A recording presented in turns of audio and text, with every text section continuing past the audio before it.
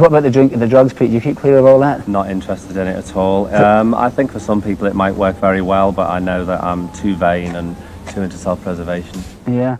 There was a period in the late 80s, where E became the thing, and I resisted for ages, and I tried ecstasy a couple of times. Just like on a Thursday night, I'd have half an E, and I'd still be flying on the Saturday, and I'd go on these absolutely dangerous shopping sprees. So dangerous. I've done every drug there is in the 80s. Didn't work. Yeah. Cocaine made me go to sleep. Speed put me to sleep. Heroin made me hyperactive. Acid didn't make me trip. The only drug that I did like, that I did in a particularly bad time, probably 3 or 4 years ago, and I ended up being sectioned into a mental hospital, but I felt so great, was what somebody gave me in a glass, and I said, what's in that glass? And it was orange. He said, a good time. So, I wanted to be corrupted, and I drank it, and I had never felt so good in my life. It was MDMA, do you know what that is? Yeah, of course.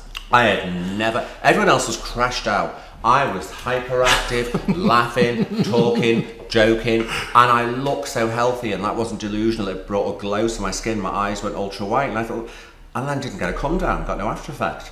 Didn't want to read about it, wasn't going to know about it, thought this is fantastic, got some more, took it, and in the end someone offered to sell me 10 grams for a cut down price, and I bought the 10 grams, and I was putting it in the fruit shake in the morning. I'm going on with my day as normal. Nobody fucking knew. Nobody knew I was off my tits, I wasn't sweating, I was lucid, I was in the moment, but then gradually my life began to unravel. Like, checks had bounced and things like that, and I ended up getting death threats and calling the police. I didn't know what was going on because I'd stopped doing it. There was this horror waiting for me, and in the end I just ended up I ate a piece of marijuana to take it all away, and I ended up tripping thinking I was in Gorillas in the Mist, and ended up in a mental institution section for 2 weeks until the drug was out of my system. They didn't really know what it was. Right. And I wasn't willing to talk about it, but I knew what I'd done, and thank God they put me in there, because my initial answer to it would buy some more until I crashed, because I'm incredibly courageous on things like that. It did make me feel great, but I wouldn't touch it again, because I know the consequences, because a little touch of that, and I want it every fucking day. Yeah.